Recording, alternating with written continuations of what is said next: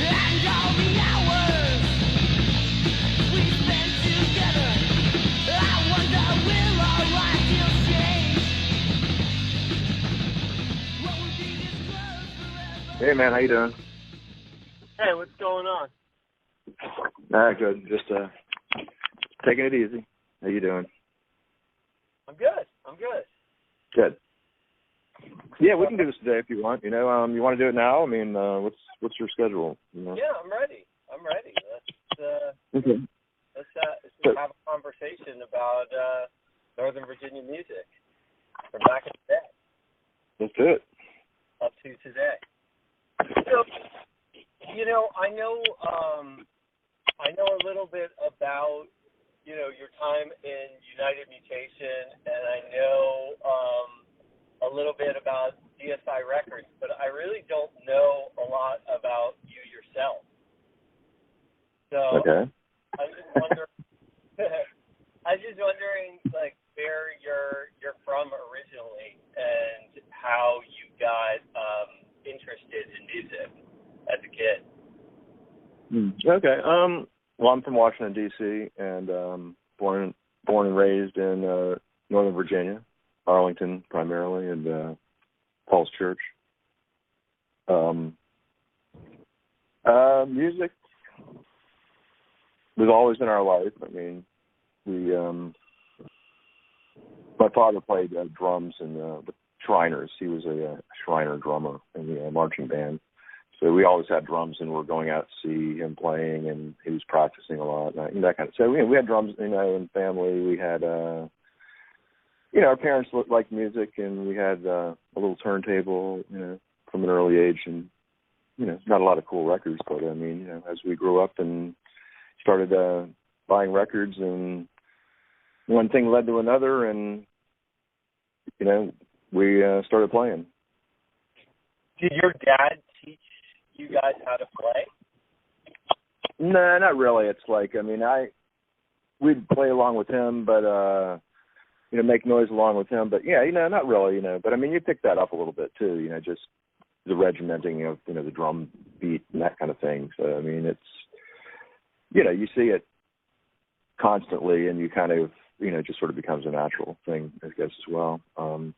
The guitar was just like my cousin had a guitar for sale, and I was kind of interested in rock and roll at that time, and my dad kind of pushed me into getting the guitar and amp, and that kind of got us started. And then as time progressed, we started writing our own songs probably in 1980 or something, and as we were into punk rock, and thought we could do it ourselves.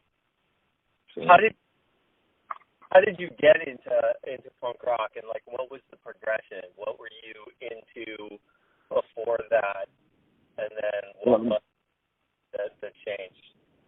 We were always into rock and roll, heavy Black Sabbath and Ted Nugent and all of the heaviest of the heavy and crazy stuff, and Alice Cooper, things oddity, weird stuff of any sort, and punk rock there was some TV show on, I think it was 76 must have been 76 or something, in England, about the punks in England, and I think Jay and I both discovered that. My brother Jay, who's in United Mutation also, both discovered that at the same time. Even living in different towns, it was we still sort of, latched onto that.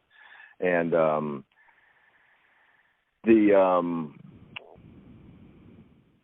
high school, we met kids who were had some records and lent us the Devo and some other stuff, and it was cool. And but probably I'd say WGTB radio station here in D.C.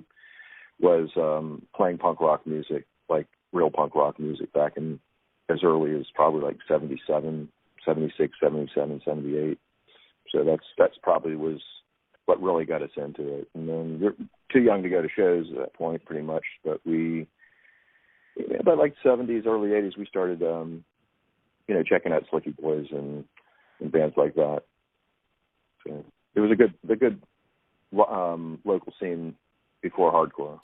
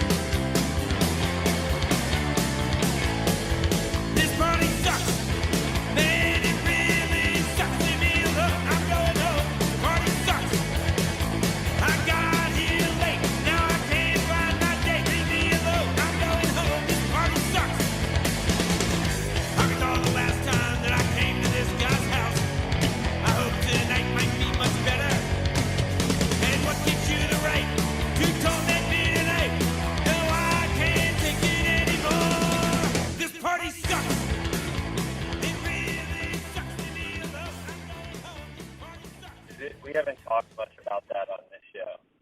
Oh, well, like the Slicky Boys are from Maryland, and then the band The Raz, and there was a whole bunch of good bands. Limp Records that Skip Groff put out of his Yesterday and Today shop up in Maryland. They, just about everything. Black Market Baby came out of that. The Nurses. There was all these crazy great bands, and we were going to record stores and buying records, and we saw these local things, and we're like, hey, let's give it a shot, and it just totally loved it, man. Right off the bat, it was like inspiring, and again, the kind of thing we're like, hey, we can do this.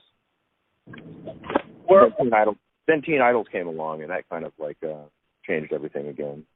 So. Were any of those bands from Northern Virginia? Were any of those bands local to you? Well, not like in the neighborhood necessarily. Some of the Slicky Boys lived in Virginia, and the Nurses, I think, lived in Arlington. So there were some. It was always that most of the people were in Maryland or in D.C. So back then. And was there anywhere to go see them without going over the river, or were you always going into D.C. if you wanted to see a show?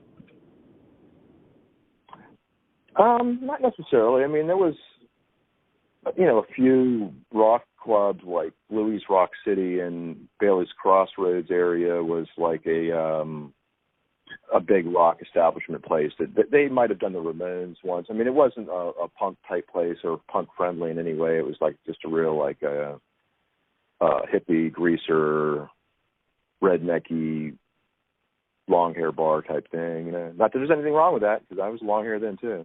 But it was, it was not like a punk friendly. Most people weren't punk friendly. Most people thought it was crazy, and like still pretty much people just don't latch on to there being any importance here. So, but yeah, no, there was some stuff. But yeah, most of the time when we went, we didn't really start going to shows until the early '80s, and most of the time we'd go down to DC to see shows. So there were some good places in Georgetown also in the early '80s, and you could, you could walk across the bridge. It wasn't that hard to like get into Georgetown. So it's like, didn't have to drive necessarily. So, but when you get up into town, it's pretty much we've been all the time. So when we could. Initially, were you attracted to the music just on its own, or were you attracted to the culture of it too?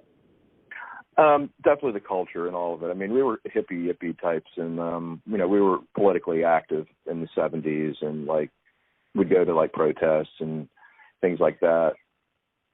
Just because it was in our blood. We just wanted to like we had something to say, and we wanted to get out. And I guess the Yippies kind of in DC, which was the Youth International Party, kind of I don't know. They used to put on like big shows on the mall on the 4th of July for the smoke-in, and get like Dead Kennedys and people to play, and it kind of they were trying to like bridge a gap there, but it still was like the long hair and the short hair thing just never seemed to jive. So, but yeah, we like the whole craziness of the music, the DIY aspect of it, the political part of it, even though DC wasn't very political at that point. Our songs, we always were trying to like be kind of either super political or tongue-in-cheek political, or, we grew up in DC, so we saw politics, and it was part of our life, and on a daily basis. And that's kind of where I got my influences as far as the, wanting to put music out too, is just, we have a message here, and let's write some songs that mean something. We wanted to expose Reagans and people like that, and big business, and the industries that are just continuing to bring us down. So, not to get too political. So when you made those first songs, who were the guys that you were getting together with and doing this first tune? It was Jay, my brother, and Noel Hollingshead, who wrote lyrics and sang, and John Harden, who was the singer before Mike Brown when we were United Mutation, and played guitar as well. So we kind of had our own little neighborhood band thing that we started up about 1981, something like that, and started writing songs. And it was like Sons of Sunoco was like one of our first songs, which was basically about the oil companies. And, so we always, but of course, they're kind of hokey and have some comedy to them also, because we don't take ourselves all that seriously. Although, we had a message, we also had a sense of humor.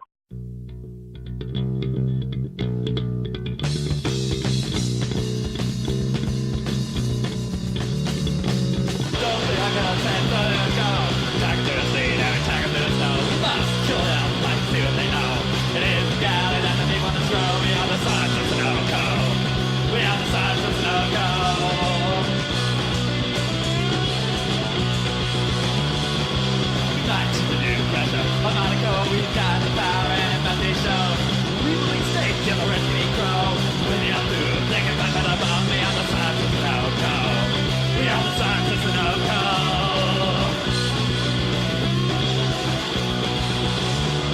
Side no-go. We are the sides of the no-go.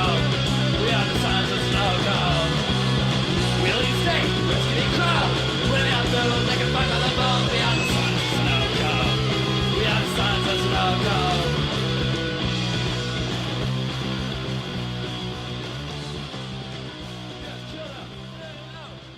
Was that band called Dark Self-Image?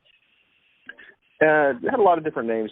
Dark Self-Image would be the core name for all of those groups. The way we look back at it now, it's sort of, it would be basically, that would have been the core beginning of Dark Self-Image, although I don't remember exactly what we were calling it at that point, because we'd come up with different names all the time. Like, we'd do cassettes for our friends who were off at college, and we'd record some songs and put some new records on the thing and send them off.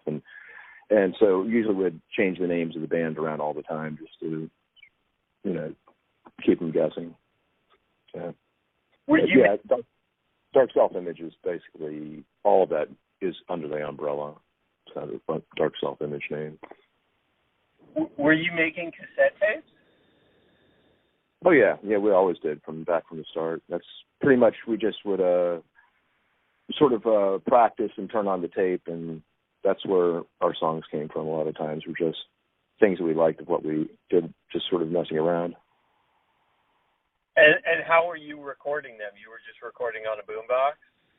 Yeah, straight into a tape, or an old school tape deck type thing. It was really cheap to put the thing in the top and push it down and hit the button. So No. If you want to get really advanced, say again. Not even one mic hanging, just like the actual tape deck itself, like the recorder built in. Pretty much, yeah. I mean, occasionally we moved up to a microphone or two later, and then, like I say, if you wanted to get fancy and do a couple of tracks, you could put another tape deck with the pre-recorded track next to the microphone thing with the other tape deck. But anyway, dark ages. Oh wow, Yeah. that's awesome. Like early 2-track. I love it. Yeah, but yeah, it's pretty noisy. Yeah. Anyway. So how did you transition from that to United Mutation, and when did you guys kind of get serious about it? I'd have to say we were serious about what we were doing regarding the songs and how we wanted the songs to be and all of that. I mean, to the best of our ability. We weren't great musicians at that time by any means. And I'd say it all pretty much happened naturally. It was just like, as we got better, we got a little more, advanced in what we were doing as far as how we were recording and like, you know, music we were making and all of that. But I mean, really a lot of the songs just sort of like grew with our abilities, you know, over the time, you know, and were transformed from more garage rocky songs to punk rocky songs, to hardcore songs, and or at least the concepts and some of the ideas or lyrics at least. And like I said, mainly those same four people, my brother and I, and then we and Monk and John Harden, Monk and Noel basically just kept recording songs, and then eventually we stumbled upon another guitarist and drummer, which was Mike Brown on drums, who became the singer for United Mutation. And that was when Dark Self-Image band started, more or less, when we had a real band. So at that point we became serious because we actually really had a group of musicians, you know, that were liked what we were doing together, writing songs based on, you know, the kind of music we like, being psychedelic music and punk rock music and garage rock and surf music and all that kind of stuff. And started, you know, we didn't really, I don't think we played any shows. We played, or any parties even. I mean, we just sort of played in the basement and recorded some. All those tapes are lost, unfortunately. But we'd do stuff like Hawkwind and Joy Division and surf music. And it's like, I mean, it was just all over the board. And at that point, we pretty much were serious. And then when Bob, the guitarist, left to college, we sort of stopped playing for a while, and then we hooked up with Steve Kirkland, who became the drummer for United Mutation later on, and he lived in the neighborhood, so we started the band with him for real. And then he had to leave, and we got Mike Salkind, who ended up playing with us in the original form of United Mutation on drums. And then at that point, we just sort of folded into the whole Dischord scene just naturally because of connections and the people we were meeting in the scene. At this point, still, I think I had long hair at that point still also, probably like, you know, like serious long, hippie length long hair. But yeah, you know, it was cool, you know, like it just all just sort of happened naturally. And then the United Mutation, once we got some records out and stuff like that, it's all been pretty much going from then to now. So, I mean, it's all just happened. So. All right, well, we'll slow it down for a second and maybe explain, like, what being on the Dischord label did for a band from Northern Virginia at that point. Well, it obviously makes you a little more responsible because it's not like we were tethered to Dischord by any means, but we also had a respect for them, not only from what we liked that they did, but for helping us out. And they helped us out in a way with a means of supporting other people in Northern Virginia that were coming to them to put their records out. You know, like I think Ian said something like, maybe you can help take up the slack from us a little bit in Northern Virginia, kind of a thing. So, well, not like a subsidiary, but you know, they were helping us out because they liked us, what we were doing enough to put their name on our record. They also had a need from a lot of pressure from every band in the world who's trying to get on Dischord, which they weren't going to do. But at least locally, there would be an alternative. They can say, "Hey, we've worked with these guys. They're cool. Go give them a call." And you know, a few people did call us, you know, from that, you know, through those, you know, we had some connections through some of those type of people. But you know, really, it was access to getting shows that we wouldn't ordinarily have gotten, and people noticing us who might not have cared otherwise without the Dischord name on it.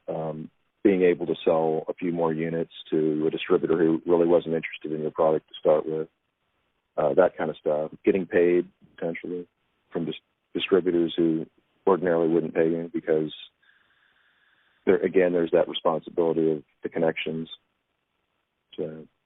Now, did you already have your own DSI label by the time you were kind of partnering with Dischord? That was kind of the beginning of it right there. I mean, we were going to put the record out anyway, but it was sort of like, will we press 500 or will we press 1,000 kind of a thing. And, but I mean, we were going to put the record out. That was going to happen either way. And they said, yeah, let us listen to it and give us a tape and the lyrics and we'll sing. And so, that's how basically it was that easy. We had been on Mixed Nuts Don't Crack compilation on Outside Records at that point. There was, we'd put some cassettes out at that point, but I mean, just like distribute them ourselves around to certain people. And so, the Dischord people had heard our stuff for a year or more at that point anyway. But the absurdity of Mike Brown's vocals, of course, was also a catching point with people, I think, because nobody had really heard vocals that stupid before,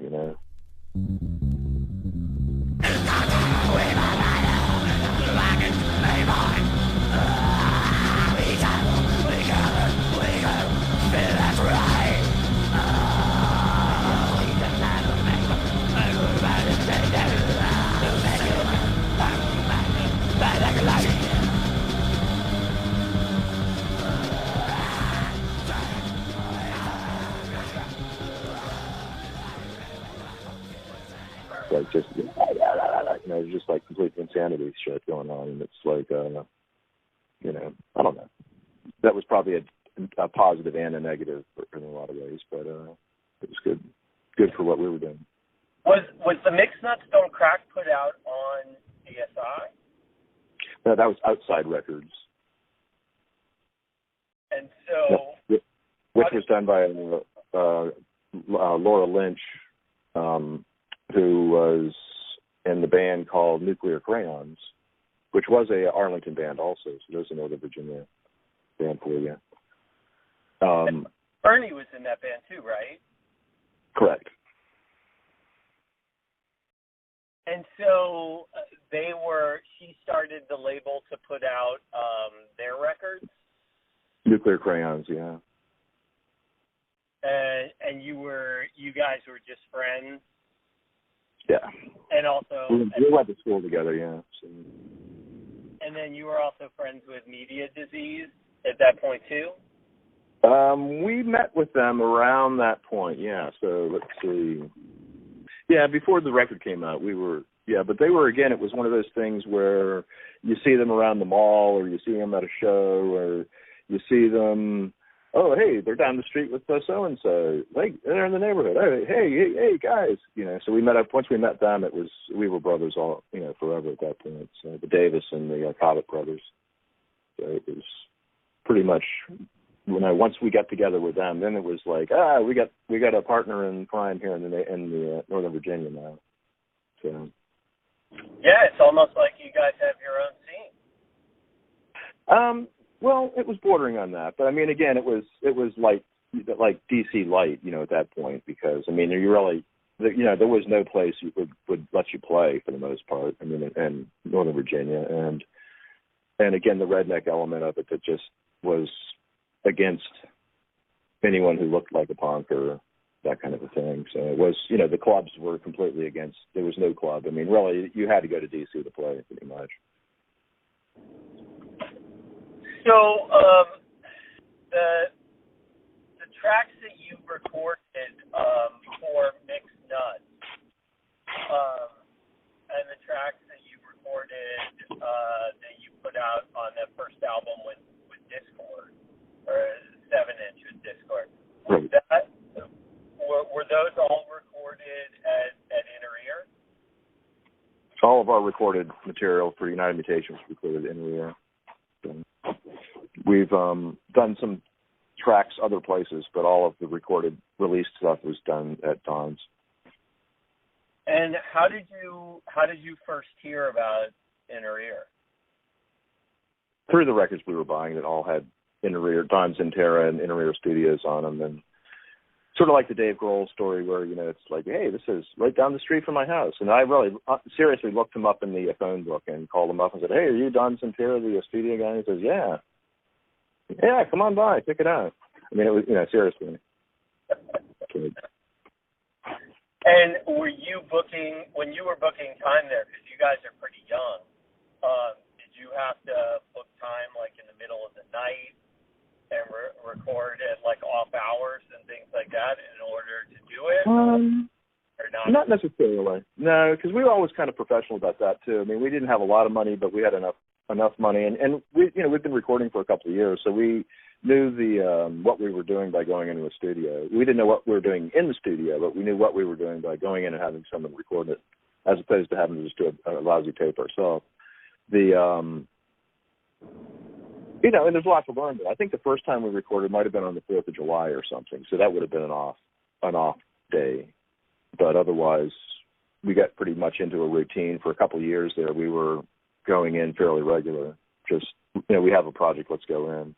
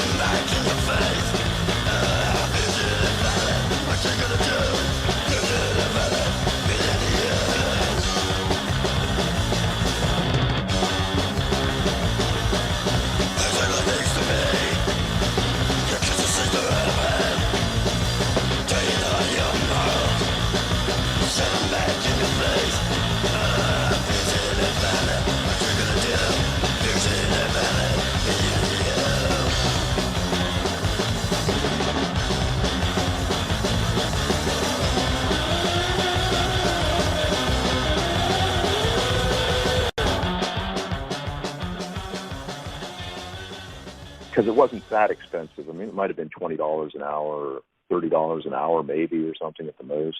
I mean, it was fairly reasonable.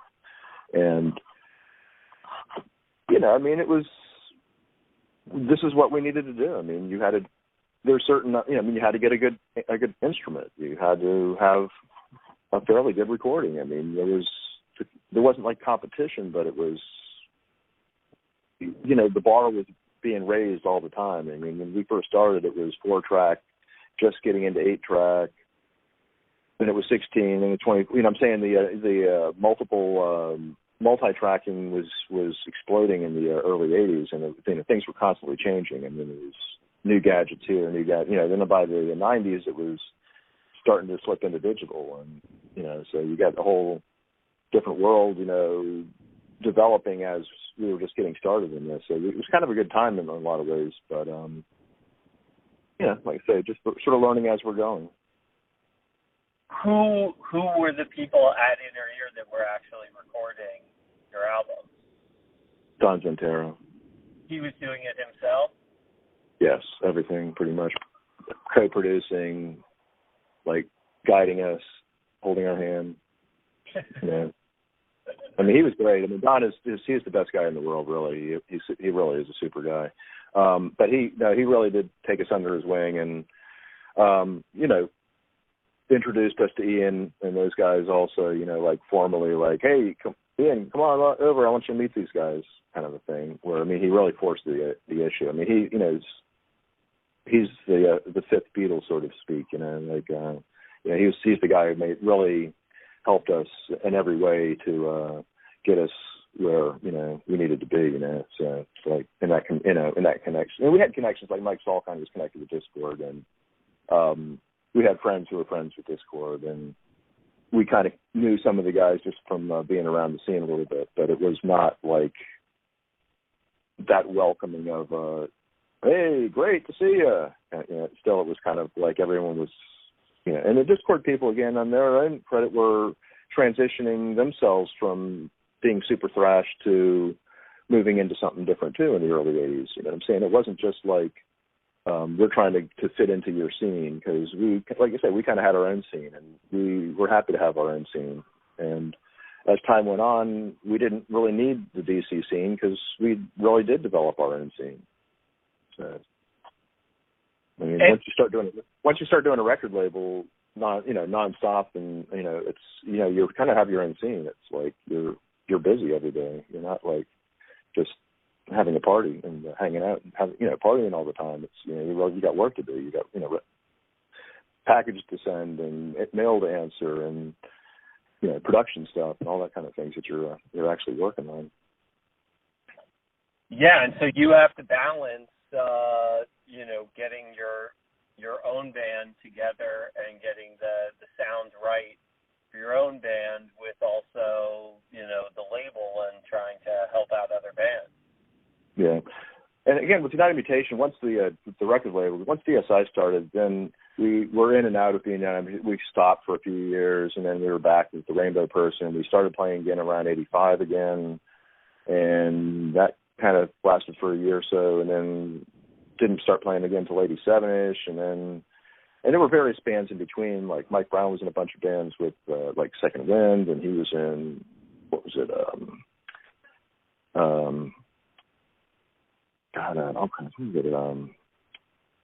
I can't think of names, but he's Outrage. I think he played with Outrage, and he played with some go-go bands, and Tony Perkins and the Psychotics. So I mean, he was constantly playing in bands. Jay had their bands, the offshoot bands of United Mutation, like Fat Louie and Fluffy and other bands like that, which were all Northern Virginia bands. Maybe played a party or two, or maybe a show like DC Space or something, but basically not a lot. And we did a band called Bullhead in the 90s that was basically all of us in United Mutation playing together again under the name Bullhead. And but we'd always throw a couple of United Mutation songs in at every show for the most part. But as time goes by, you get a little bit better, and you get a little better, and if you keep on doing it, eventually you get better. Well, speaking of a little better, you brought up Rainbow Person album, and you seem to take a big leap with that album as a band. Yeah, well, that was a natural progression also, because, again, some of those songs were written several years before, and again, the approach was different, and our drummer was a much better drummer, and I guess we were also relaxed at that point, to the point where we didn't really feel we had to do we can do our own thing as opposed to what are we doing to fit in, because we were never into the conformity thing. But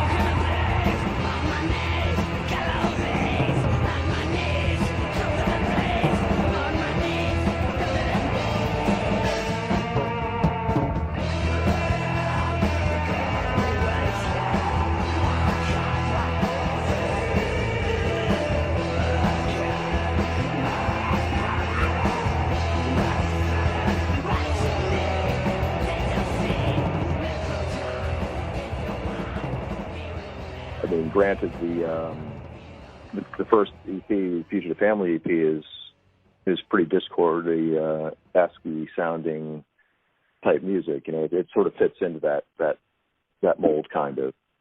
So this Rainbow Person didn't fit into anything. That was kind of the goal. There was just, and then we in the studio we maybe put a little too much, fluffy stuff on there to I don't know. It's all good. So.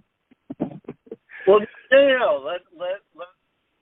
Let's try to figure that out. Like, what were you trying to do? If you can go back there, like I would say it's psychedelicizing our punk rock music, which was where we sort of started, because we always were into the hippie psychedelic aspect of music, and we loved the hardcore and the punk rock intensity. And that natural meld of the two is something that I guess we've always were into, and again, that was kind of just came out naturally too, because that's where we were doing. We were making weird music at the time, so we liked Hawkwind and all kinds of crazy, psychedelic music and heavy music, and that was just what we're doing. I mean, I don't know how to really. I mean, a lot of the embellishments I think were studio embellishments, and not to knock the music at all, because it's when you listen back to basic tracks, they sound great, and that's just it's not a studio project, because we've done that stuff live too, but it's that's just that was just a natural progression for United Mutation. How did audiences or people, when you gave them that record, how did people generally around the scene react to that? Oh, I think people just thought it was crazy. It was like, again, it was swishy. It had a swishy sound. What's that swishy? It's so weird, man. I can't wrap my... I think it was just too weird for people. I mean, it was slower, which was intended, because we didn't just want to be a thrash band, like just repeating the first records. And I mean, if you listen to the Mixed Nuts stuff, followed by there's always a progression. The Bullhead stuff is the next progression from Lice, Flies, and Vermin. Like Lice, Flies, and Vermin, then you have Sensations Fix, okay, which was on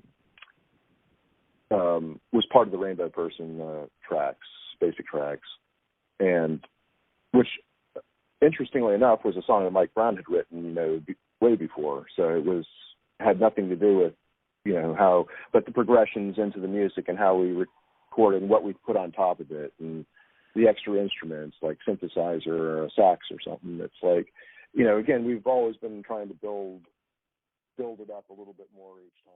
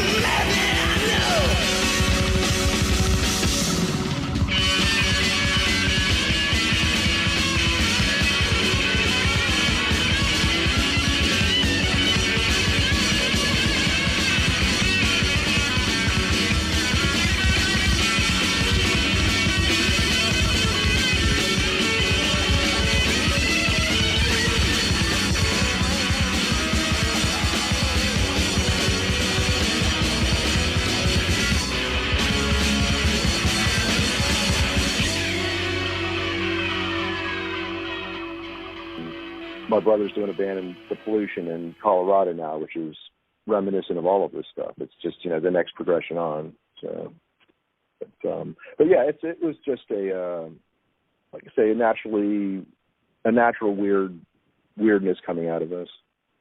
So. And were you able to bring that to your live sets? Oh yeah, pretty much. I mean, not as much as the swishy, but I mean, as far as the weirdness, yeah, we definitely kind of, like the reverb. So, any effects that you could throw on, we're fine. We got someone. We played at 930 Club, and somebody threw all these crazy effects on our over from the PA. I won't mention who, but over the PA while we're playing. So it's like. And so there's all this crazy. We listen to the tape and it's just nuts. What the hell's going on here? And we were like, "Oh, that's so fucking crazy! Oh, I love it! any other band who was hung up would be like, oh, they fucking sabotage their set. But we were just like, oh my God, that is the craziest sounding shit ever, And that's kind of what happened with us too. I think when we recorded the Mixed Nuts stuff and we went home and listened to Lice, Flies, and Vermin, and we were like, oh, I'm scared. What the hell? And then we just sort of knew that was the next thing, is we need to build this up. So the next time we recorded Lice, Flies, and Vermin, we threw all kinds of extra shit on there and made it crazy, nuts, psychedelic-y. And that we knew was where the Rainbow Person has to be. It has to come out of that craziness of that last song on the first EP. That's where we have to go with the next record, is we need to pick up where this left off. Did you guys get a chance to tour around and get outside of the DMV? No, never. Just Richmond and down to Portsmouth and Norfolk down there. That's about it. Because it would have been interesting to see how crowds reacted to this stuff in Northern California and places like that. Yeah, it was pretty much impossible. We had I was the oldest, and I was 22 or something, and Jay and Mike might have been still in high school, I think, at that, or soon, just out of high school. So it was. We had no cars, we had no money. I mean, our money was being put into records and recording and playing and stuff like that. That was it. It would have been nice, but I mean, it was not feasible in any realm of imagination, even at that point. So there were no deep pockets in our family to help us out. Well, you guys kept doing it for a long time.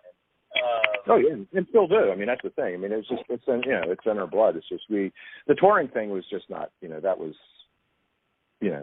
just wasn't going to happen. So, and even just getting to, 100 miles away is difficult when you don't have a car. So. Yeah.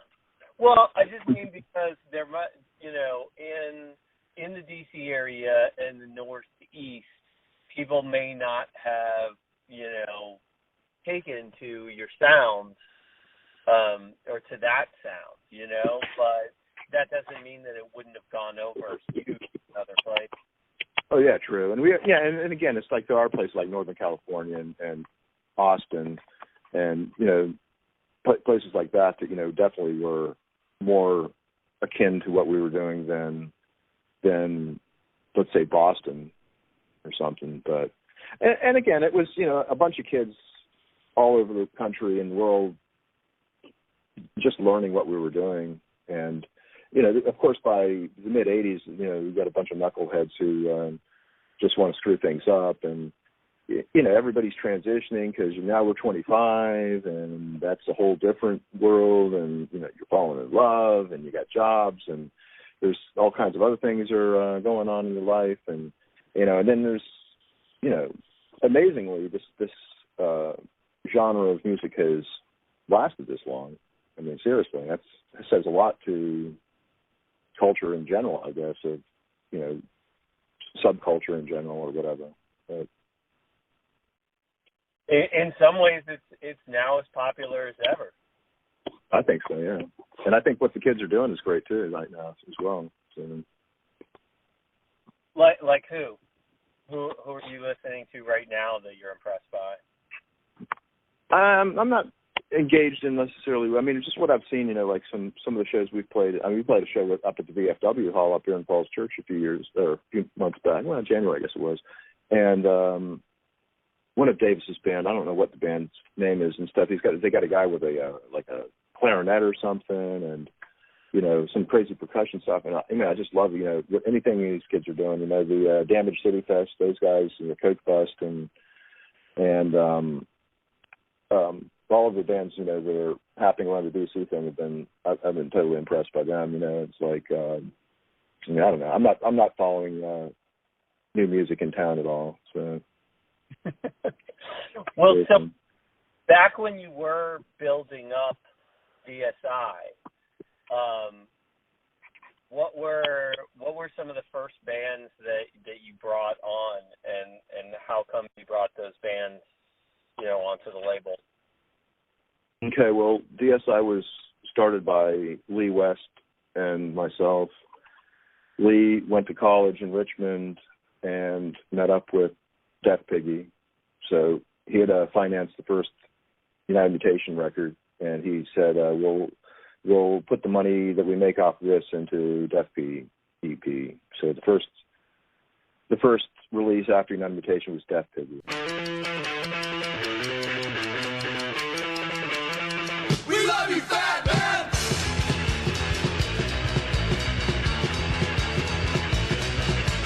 Oddities, stop oddities, we try and understand. Commodities, oh commodities, we love you, fat man!